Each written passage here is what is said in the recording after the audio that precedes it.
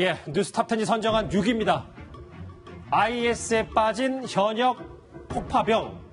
이제 우리 주변에서도 일어날 수 있는 일이 됐습니다.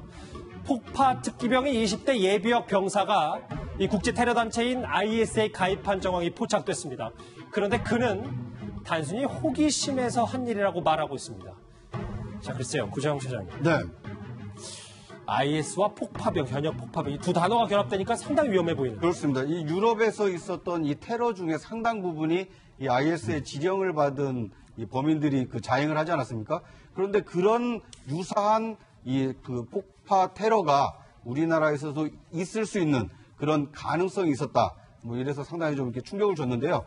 이 사람은 그 이제 현재는 그 군을 제대한 예비역 병장인데 예. 이 군에 있을 때 이게 폭파를 이렇게 주로 이 특기로 했던 그 병사라고 합니다. 그러니까 실제로 이 사제 폭탄을 제조해서 이 테러를 자행할 수 있을 만큼 이 굉장히 위험한 일이었다 이렇게 볼 수 있을 것 같습니다. 이현정 의원님, 네. 국방부 장관 얘기는 지나갔지만 다시 꺼낼 수밖에 없는 게 이 IS 대원이 되고자 하는 이 사람이 현역 때도 IS에 관련된 애플리케이션을 깔아서 썼다는 건데 이게 군에서 가능한 일인가요? 그러니까 지금 이제 예비역 병장이라고 합니다. 23살인데 지금 이제 현역 시절에 이제 군에서 어떤 그 폭발물과 관련된 물품들을 이제 빼돌린 혐의로 이제 한번 적발이 됐었고요.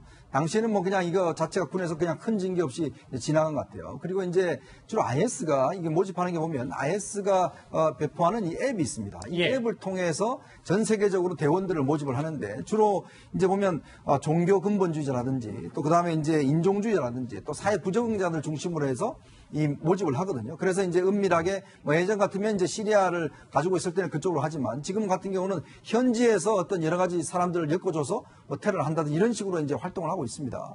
자, 근데 이게 지금 제일 중요한 게 이 사건이 어디서부터 파악되느냐? FBI가 처음 파악을 했습니다. 아, 그래요? 그러니까 우리가 파악한 게 아니라 예. FBI가 파악을 해서 우리한테 통보를 해준 거거든요. 자, 그런 면에서 본다면 지금 군 생활을 할 때 병사가 앱을 깔아서 이걸 파악을 하고 있고 또 실제로 저 병사 같은 경우는 이제 그 폭발과 관련된 부품들을 훔친 정황도 있어요. 그렇죠. 그럼에도 불구하고 못 받겠다는 것은 뭔가 우리가 좀 구멍이 난 거 아닌가 그런 생각이 듭니다. 이 보면 화면 같이 보실게요. 정말 호기심이라고 하기에는 너무 과한 집에서 이 테러 단체가 주로 사용하는 정글도도 발견됐는데 구장차장 좀 더 주목해야 될 게 왜냐하면 이 사람이 현역 복무 이등병 시절에 네. 군용 폭발물 장치를 훔쳤단 말이죠. 그렇습니다. 이 사람이 이제 육군 공병학교에서 이 폭파에 대해서 이렇게 이 특별 교육을 받은 이 병사였는데요. 예. 그 교보제로 사용했던 이 전기식 뇌관 2개를 이등병 시절에 이미 훔쳤다는 겁니다. 대담하네요. 그러니까 뇌관이 있었다는 것은 실제로 폭파를 자행할 의도가 있었다라고 볼 수가 있는데 그런데 이제 당시 군 당국이 조치한 걸 보면 이 훔친 뇌관 2개를 회수하는 것으로 이 유야무야했거든요. 그러니까 만약에 그때 이 사람에 대해서 철저하게 이 조사를 했다라면 IS에 가입한 것을 그때 당시에 파악할 수 있지 않을까 하는 생각이 듭니다. 자, 그런데 맞아요. 호기심으로 다가가기엔 이 IS가 하는 일이 너무나도 위협적이기 때문에 문제가 큽니다. 관련 목소리 한번 듣고 오겠습니다. لان احنا ساعه ما هو بدا ضرب النار كله بيجري واللي بيخبط في الثاني بس انا لمحت ناس ملثمه ولابسين لبس جيش. 들으셨죠? 근데 이 IS가요. 이 세상살이가 외롭고 정말 힘든 젊은 층의 감성을 많이 건드리고 있습니다. 전문가들은 이 IS를 이렇게 분석하고 있습니다.